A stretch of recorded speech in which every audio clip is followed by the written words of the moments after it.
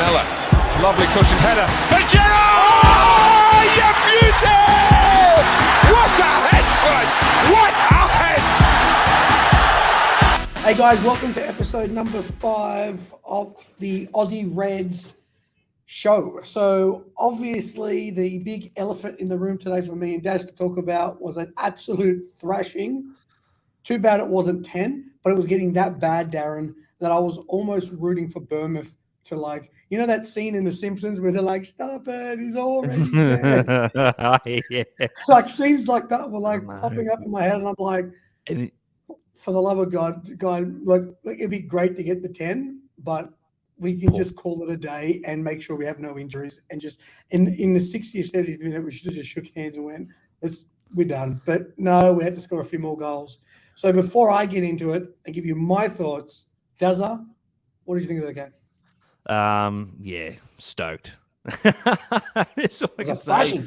Thrashing, man. Yeah, like you said, poor Bournemouth. I mean, they were just ripped to shreds, weren't they? And 9-0, man. And Salem is 2 sitters, you know what I mean? So it could have quite easily been 10 or 11. 9-0 and Salem doesn't score, huh? That's crazy. And it's about, look, no discredit to Bournemouth, but it's about time we rolled over a team like that by us playing well. Like, there's been so many times over the past couple of years where we've won, you know, maybe we just literally just tore them to shreds. That's what we needed to do. 30 shots on goal, and then they scored in the 89th minute.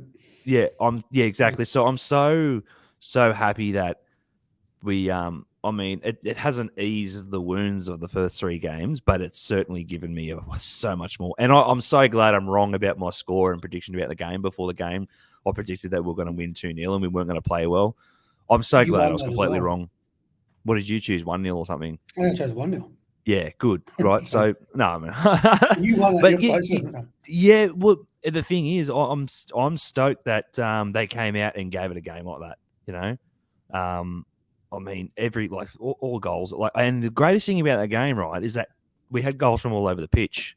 You had Van Dijk score, you had Alexander-Arnold score, you had Carvalho score, you had Elliott score.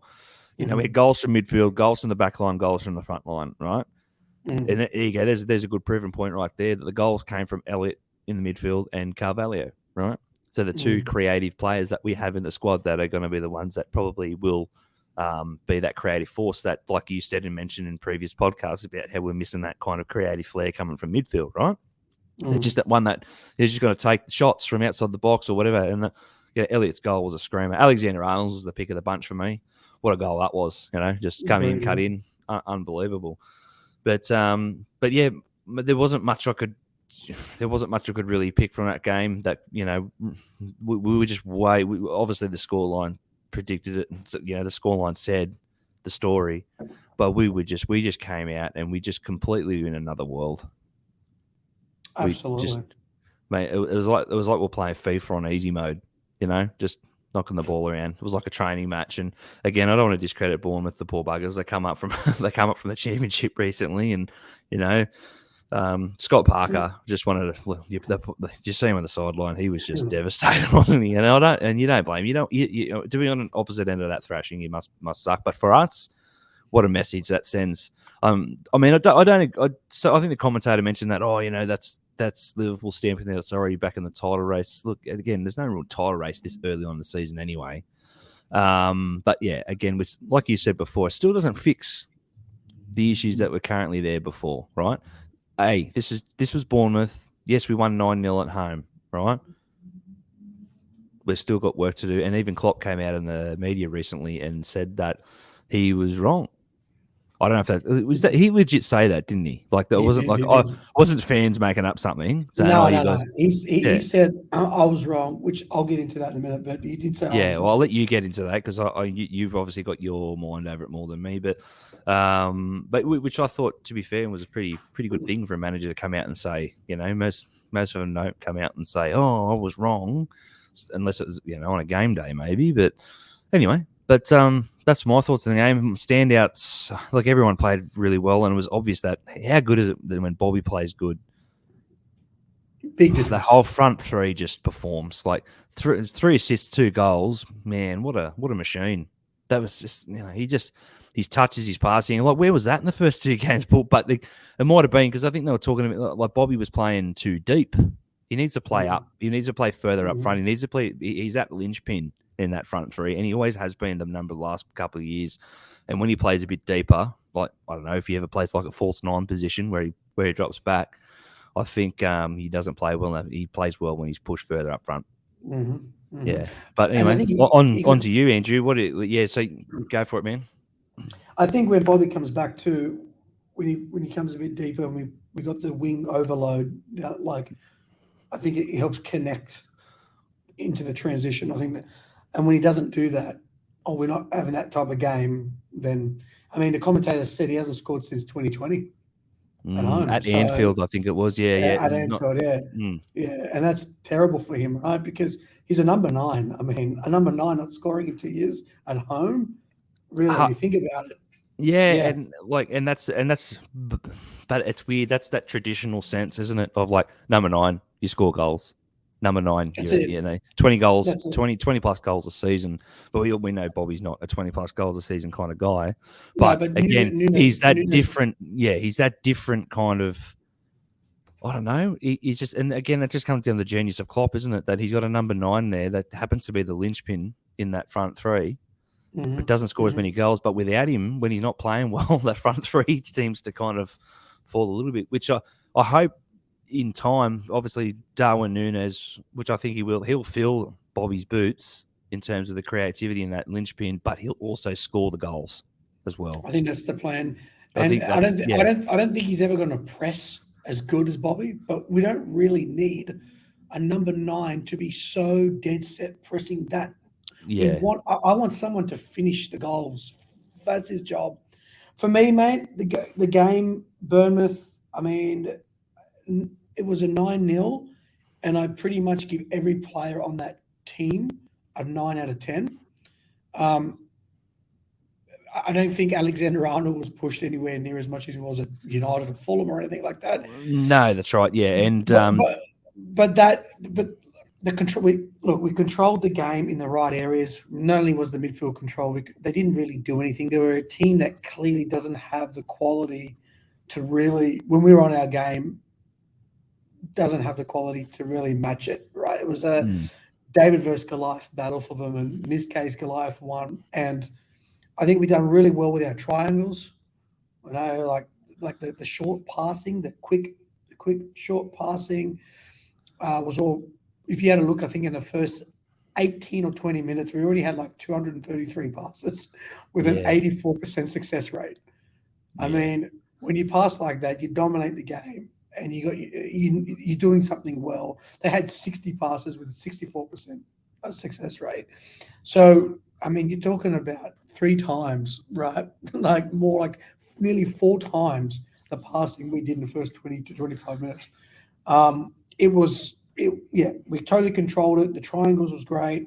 The plan went accordingly, and they all put in a proper shift, and not just that, there was no complacency. Fulham, there was complacency. I think we got these wrapped up in the bag. This game, there was no complacency. Everyone was on their game. It's like now Klopp must have said something at the start, like if it's going to, I think everyone felt the proverbial boot up their ass in that game. And I think there was no room for complacency. We didn't go in there with that level of, we went in there confident knowing that if we stay to our game, we play hard, we play right, we win the game. But there wasn't this, I felt Fulham were just lackadaisical. We didn't have the emphasis. We didn't put in we just thought we're just going to steamroll over Fulham, and we didn't. I mean, we got embarrassed. And I think with the Bournemouth game was very much different. That was my feeling. Is they felt they were more mentally prepared. They treated the game like a final, and that's how we're going to treat every game now. 100%. Every game is a final, and that's how you have to look at it. And that's what it's going to take to win the league these days, right? And like when you think about it, like years ago when Leicester won the league, they won it on like 77 points. Which is insane. We finished with the exception of 94, 95, 94, 99, 97, I 98, think. 97. I think we finished second on 97 points the year before we won it, and we finished on more points finishing second than when we won the league. Which is weird, right? City just looked too hot with that bloody Haaland, man. Oh man, that was a. I know you're not fussed on Haaland, but he looks. Oh look, I'm not. Look, yeah, I don't know much. I don't know much about him. I know that he scores. He scores goals, obviously, and it's evident right now. He just got his first hat trick on his fourth game. Yeah, on his fourth game. And he scored. He's pretty much. He didn't score in his. I think it was one of the games where he assisted. But look, it's evident he's a gun. I'm not fast on him. just the media hype around him was just I don't know, just like this whole massive burn about it. I don't know. I've got no idea. Do you think us beating Manchester City in the Community Shield led to a bit of complacency as to why I know we got the bad injuries, right? I get that, but like we've already said this. Yeah, we saw the team to beat City, Palace, and at least Palace and Fulham.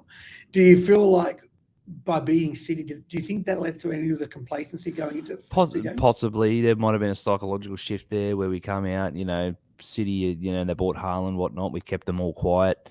We won 3-1 in Charity Shield, and then I think there would have been. Yeah. We would have went to Fulham on the first day and would have been like, definitely. And complacency was definitely a key in those first couple of games.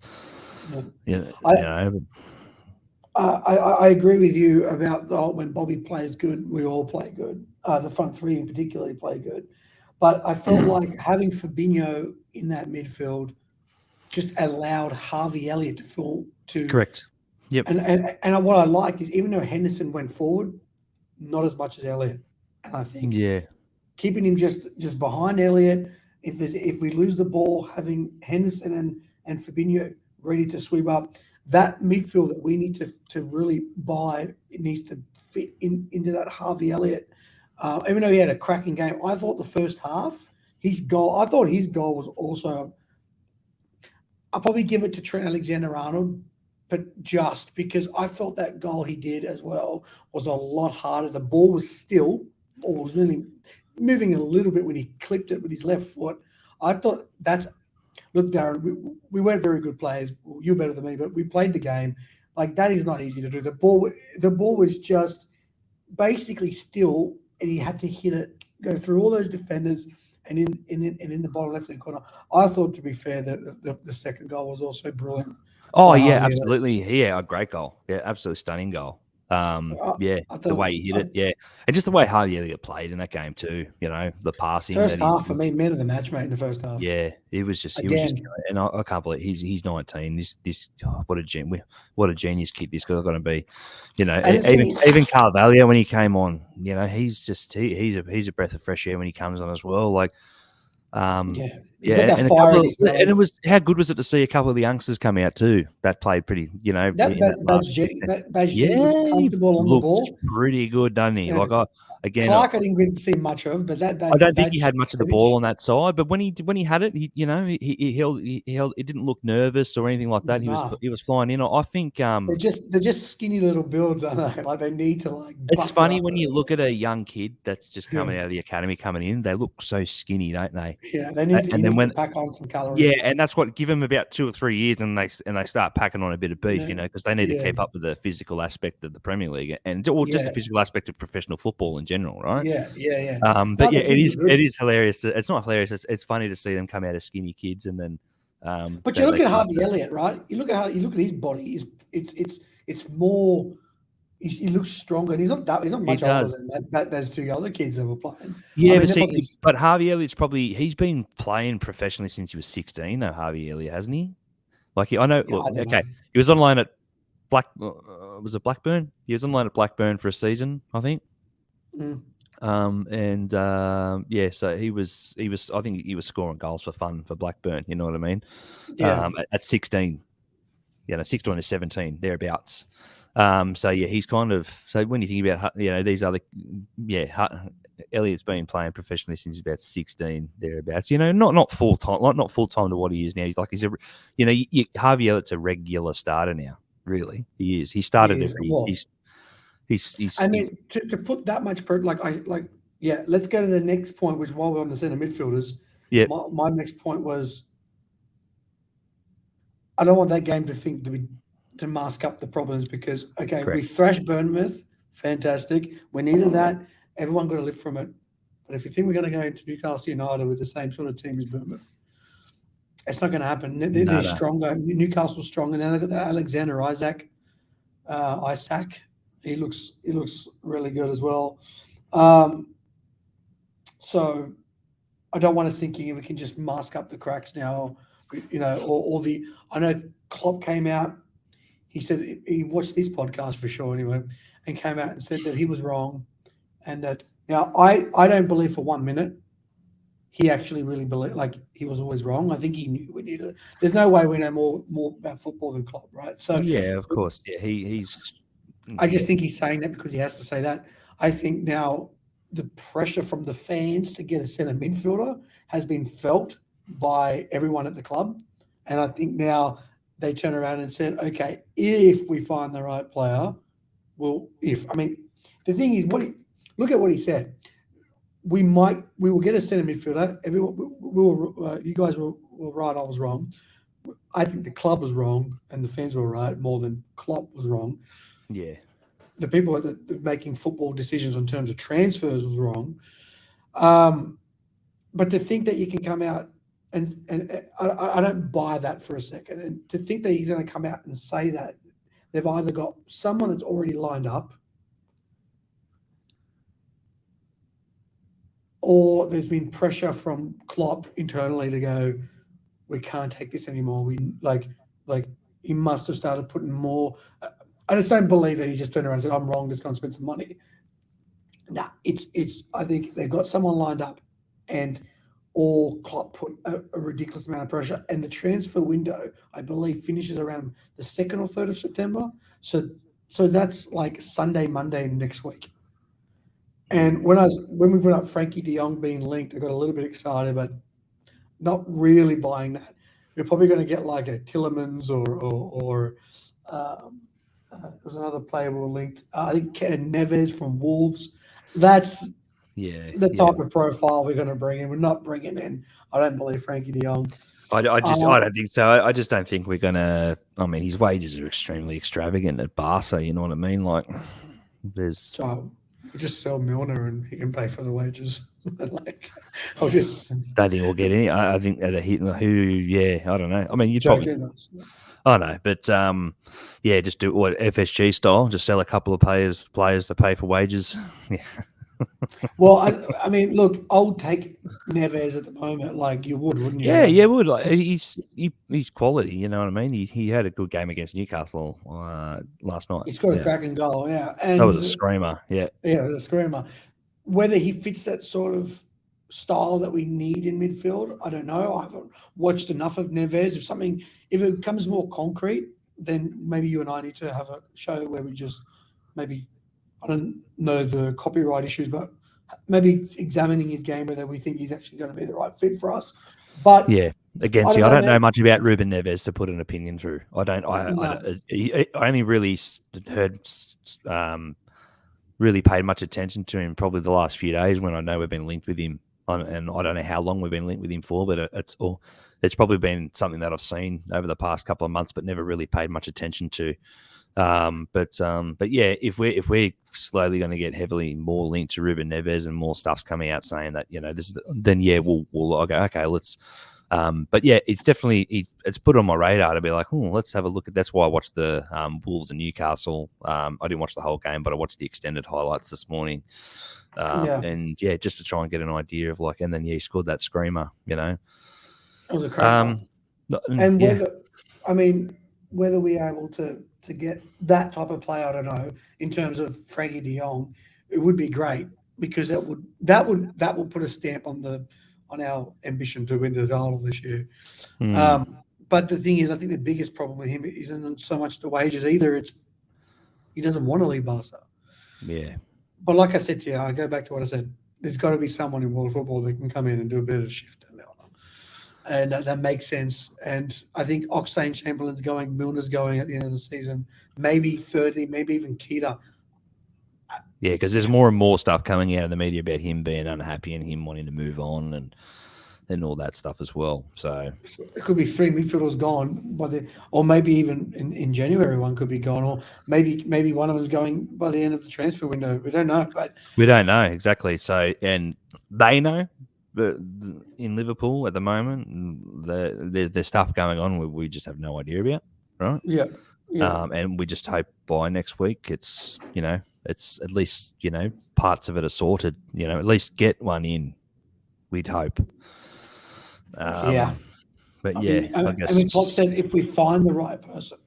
To me, that just takes away. I mean, there's got to be the right person. This is what I go back to what I would say. There's got to be the right person. I think he's saying these. There is the right person, but it just comes down to the right person for the right money is basically what he's trying to say. Yeah, exactly. It's very protective of FSG. Because if you said to Klopp, okay, money's not a thing, you want to list 5 players under 80. And I was actually chatting with someone about Bellingham. 100 million for Bellingham. I don't know much about Jude Bellingham either. Look what happened to Jadon Sancho. He was meant to be the gun. He's coming to the Premier League. He still might because he's still young. He is young, and I was very critical of him in his first season recently. I just think, man, you're paying that kind of money, and he's come in. English tax, man. Yeah, it's ridiculous. To be fair, that goal he scored against Liverpool should any other day or any other day of the week against they wouldn't have gone in, but for 2 reasons. One, Van Dijk, obviously, we've seen that he just stood there when Milner went and slid in, and he was allowed. Not often do you see it against our back four that he had 3 touches before he took that shot off. So the one thing. Don't get me wrong. Look, I'm not good goal. He took advantage of it. At least.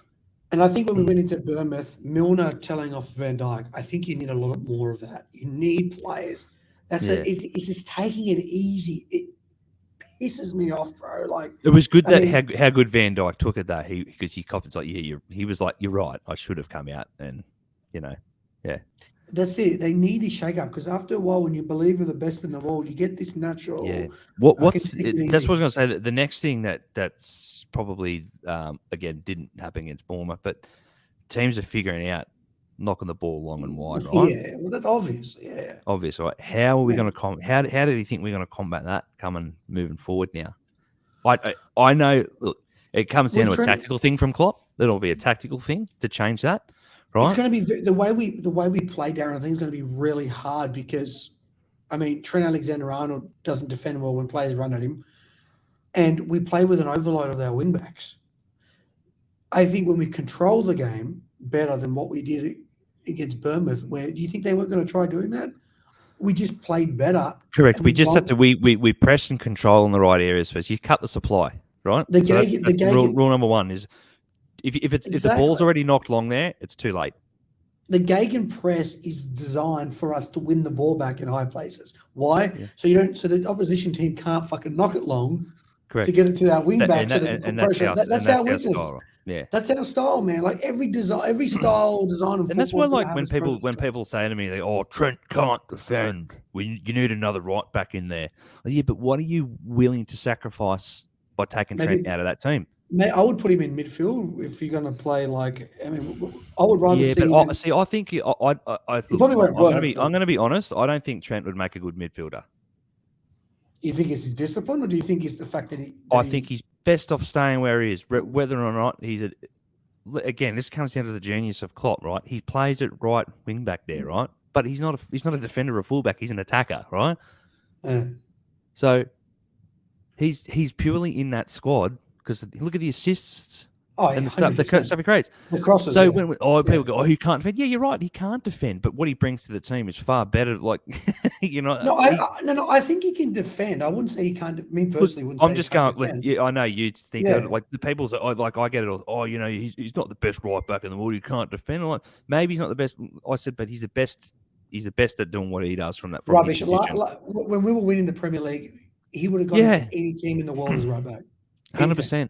He's a different type of right back now, right? He's that wing back that he's that creative flair. There's no way you would ever David Beckham couldn't defend as a right mid, but he wasn't on there to defend. Okay, you can say. And people go, well, what was he a right back then? What was he there then? I'm like, well, because that's the way Copland the tactics are.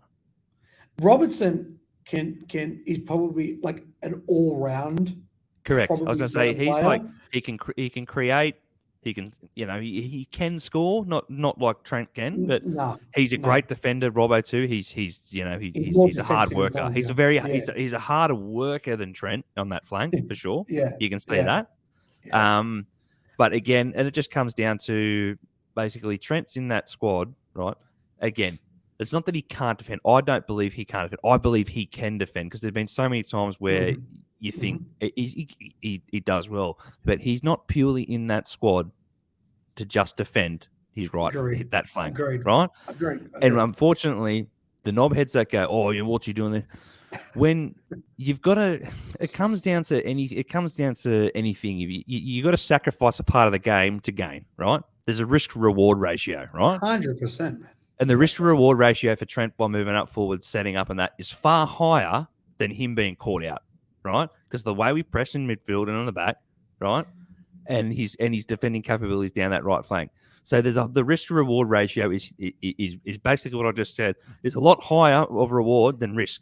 Right, and that's so why all these knobheads carrying on about he can't defend. Well, I'm sorry, the joke's on you because Klopp's a genius, and that's how he's playing, right? Yeah, and that's how he created that player to be, and that's how he plays, and that's how we've been smashing it over the past number of years, right? Well, and that's why it's so important to have a Henderson and a Fabinho if we do lose the ball because we have our wing back so far forward. Correct. Mate, the English Premier League had never really pushed the wing backs forward that far. No, they've been like they've always been like a Gary Neville type right back. Exactly. Ian Hart from Leeds. I mean, they're not pressing far forward. And it was funny years ago, right?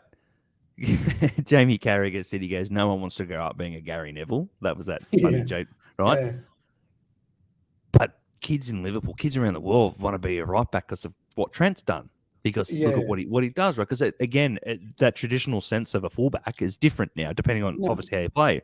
But if you don't play with your wing backs going forward, you're going to be like the way we play. That's why you use Henderson and Fabinho particularly to cut out and to start. Correct. We lose the ball and they're suffocating. You'll see every time we're on the defense, and they've got that. You'll see either 100%. Hendo or Fab or go in and suffocate them down that flank. If the team gets the ball back and they're lucky and they hit it out wide to to launch their counter attack, or unfortunately, as you said, the risk versus reward, that's when we lose out potentially, and that's why Allison's a sweeper keeper, so he can play up higher up the field to be another. Yeah. I mean, we play so far forward. That's our game now. When you say there's nothing you can do about it. The only thing about and I've seen Trent Alexander-Arnold defend, and I'm going, that's a really good tackle. I think where he struggles is when you've got someone like an Elanga that is trying to dribble at him all the time, dribble. But if it's going for like a 50-50 ball, or they're not really dribbling at him that with pace, I think he's done really well. But he's there, Darren, you're 100% right. He's there for the crosses. He's there for the set pieces. He's there. The assists, the assists, the goals.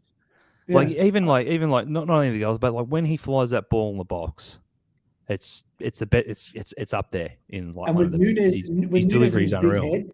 Yeah, man, let's just hope that's not our only avenue of attack, right? Which is what our biggest problem was when against Palace. The balls were flying in just for Nunes. Well, no, it's just one route football. No, again, back.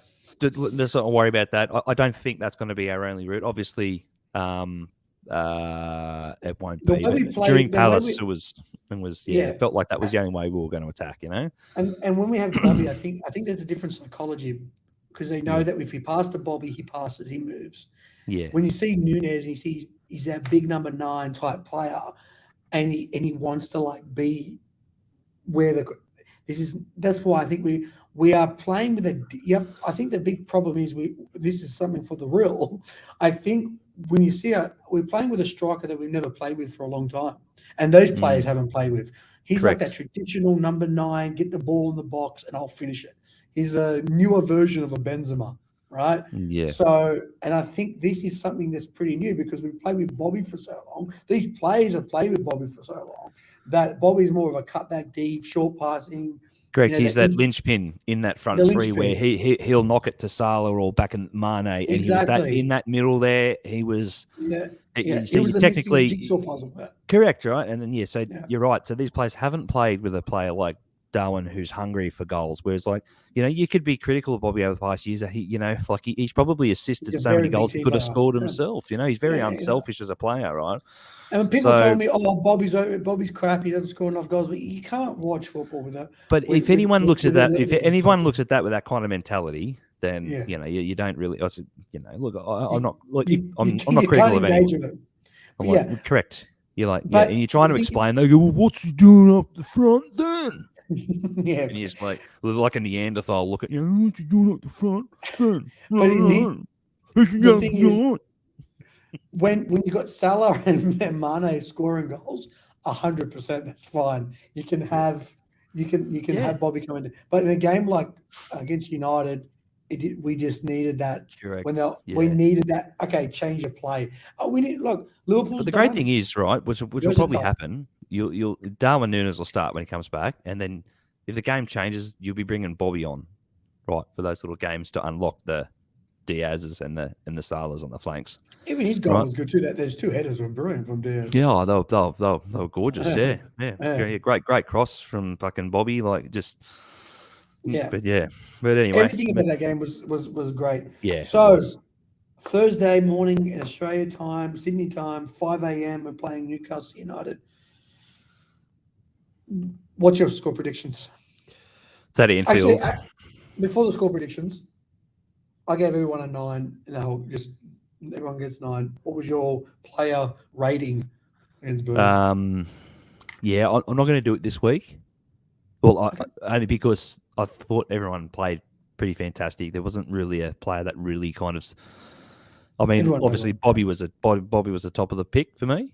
Then probably Harvey, Harvey Elliott, and Trent as well. So it's hard. They're just like a well-oiled machine. So I'm just going to blanket the whole squad with a 9 as well. I can't really pick any individuals out in terms of probably who knows.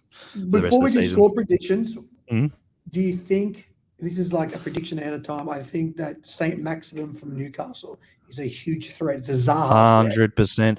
He's he's the left flank player too, isn't he? I mean, you tell him, like, I don't know why we don't have, like, I like that Adama Traore as well, but anyway, that's a different thing. So I definitely think Saint Maximin's going to be attacking Trent side, because that'll be the tactic that Eddie Howe's going to go with. Again, they're going to see that as a... But then it just comes down to us controlling that, and again, cutting that supply in the first place, right? Then, as you said a week or two ago, winning the second balls is a huge part of our game. Yeah, and that's what we'll be going in, is that we need to battle that midfield. Look, we're coming up against probably the best Newcastle side we've played against in a number of years. They've still got a lot of work to do. They're a strong team now, and to credit to them, they've obviously had those new owners come in and they've spent a bit of money, but they haven't I don't know. It seems like a bit of a cut and paste kind of job with the players that they bought it. When I first initially thought about it, when they were buying, what's his name, Chris Wood, and a couple of other, But I think they bought Chris Wood just so they could sink Burnley down. Take Burnley's best striker, so they could sink Burnley down into the championship. Why would they do that? Because they were above. Well, true. They were at that. True. Newcastle. They wanted to make the teams behind them weaker. Yeah, which is valid. And he's done all right, Chris Wood. I mean, to be fair, he scored more goals than I thought he would. Yeah, and it's great to see a Kiwi in the Premier League. To be honest, I love that. No, there hasn't been. I think the last one was a Blackburn defender. I think Nelson. I think. Oh, yeah, you're right. Yes, he played for Rovers, but yeah, I think it's great. But basically. So score predictions. Look, again, I think we're in for a very tough game. I think it's going to be the toughest out of the bunch of the opening 5 games. Oh, tough. They do worry me, Newcastle. Before kickoff, I mean, Manchester United wasn't a tough game. We just didn't play well. We played terrible. So it wasn't a tough game. And they wanted it more than we did. And we had correct, right? But I think in terms of a grueling game and a tough victory, it'll be at Newcastle, right? So, yeah, I'm going to go with I think it's going to be Liverpool 2, Newcastle 1. That's what I was going to say. Well, maybe you should go first next week, all right? Because I keep going first, and I keep putting you off, all right? No. Well, that's fine. Look, I would say you said 2-1.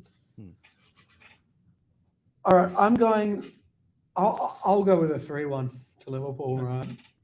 And it's a bit of a tongue in cheek, but I think St. Maximum scoring that game. They're going to score that game, and it's going to annoy us. And I think it's going to be a lot tighter than what the score predictions will allow. Anything less than the same performance and mindset of Bournemouth, we won't win that game. Anything less than that mindset, that clarity, that the triangles, the gegenpressing, the control, our defense, all of that. If it's anything short of what, we're not going to win that game. We're going to probably draw. Yeah. Who's going to be the scorer? I think for Newcastle will be St. Maximum. I think we get double points if we get the away scorers, right? Yeah. All right. Yeah. Perfect. We'll do we should do a point system, I reckon. We'll work it out. Is Nunes playing, or is he still out for that Newcastle? No, this is his last game. I think that he's out. I think he comes back. Yeah, he comes back. I think he comes back against Everton. I think who's our next game after Newcastle? 2 days later it's Everton. So we have to do the next podcast very, very quick on Thursday. I'm happy to do it straight after the game. Yeah, we'll do it straight after the game Thursday. Yeah. So the goal scorers will be Diaz, Salah, and Harvey Elliott. Cool. Yeah. I can, definitely can see Salah getting one. I mean, considering he missed a couple of sitters against Bournemouth, he'll be hungry. For him not to be on the score sheet in a 9-0 win, he must be feeling a little bit left out. But he'll come out hungry. I reckon. I reckon he's going to score, and I think I'm going to go Salah and Diaz.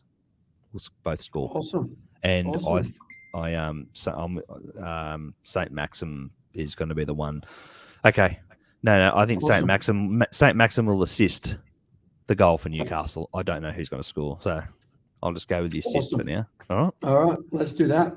Well, guys, thank you so much, Darren. I think if we have time, should we do a transfer? I don't know what time it is when we close the window, and what a time will be in Sydney. Transfer show. A transfer show where I have like a Sky Sports in the background. We can talk about all the teams and who they're signing on the window. We'll see how that ends up. Thanks so much for joining us, guys, for episode. Sorry, you want to say something? No. I was just trying to see what's the Tuesday's the 30th. And when's it? It's the 3rd, is it? The transfer window closes on. I think we'll look into it after. Okay. Thanks so much, guys, for joining us for episode number 5. If you got it, we would love to hear from you. All of the likes, shares, comments, follows, all of that good stuff means the world for us. And keep them coming. I mean, we want to hear, even if you want to hate on us, hate on the comments, helps the algorithm. And your feedback would be sensational. Thanks a lot, guys. Peace out. Final word, guys. Yeah, thanks, guys. See you at Newcastle Thursday. Mellor, lovely cushioned header. But Gerrard! You beauty! What a head, son! What a head!